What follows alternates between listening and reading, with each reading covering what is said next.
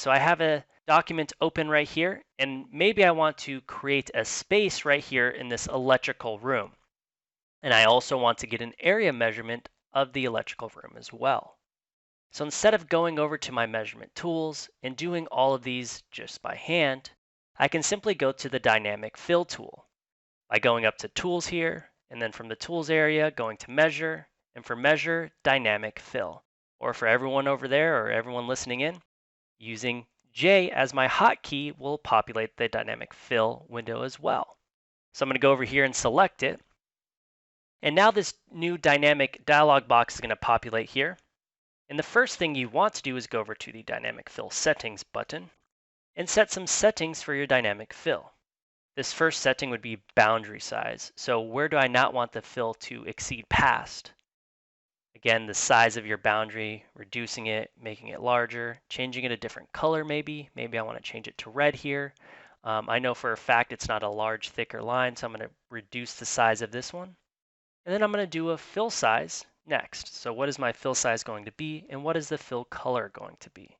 And what is my fill speed going to be?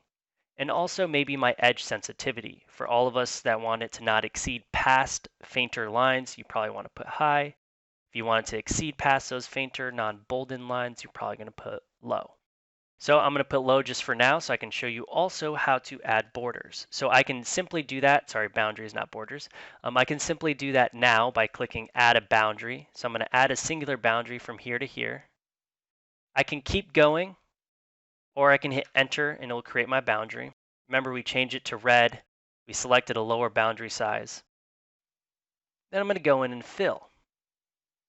So again, like our trusty paint bucket spill, I'm going to spill it. And oh, great, it went past an area. Don't worry, you can always come back and go over here and say add another boundary. So I can say there's actually a boundary from here to here. And I can press enter. And now a new boundary has been created. And then from here, I can say, what am I going to create? Am I going to create maybe a space or a polygon or maybe an area measurement or even a poly length, a perimeter, or even a volume?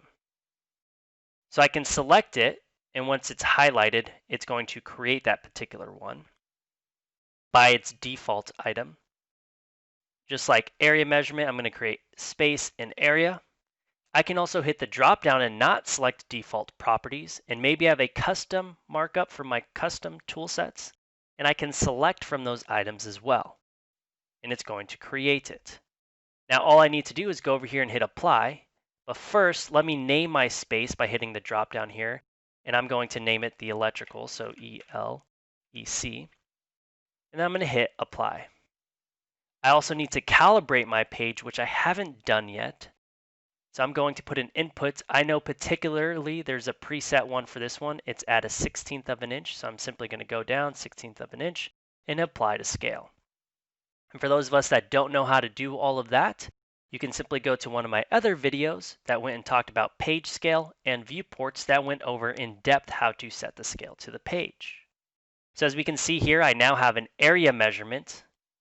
And I also have my spaces. So I can simply go over to my space, my panel access. Over here on the right-hand side, I have mine. And I see my space here now as well. I can also pull up my markups list that hosts the information for my area measurement. And thank you for joining me today on my tips and tricks on Bluebeam Review covering dynamic fill.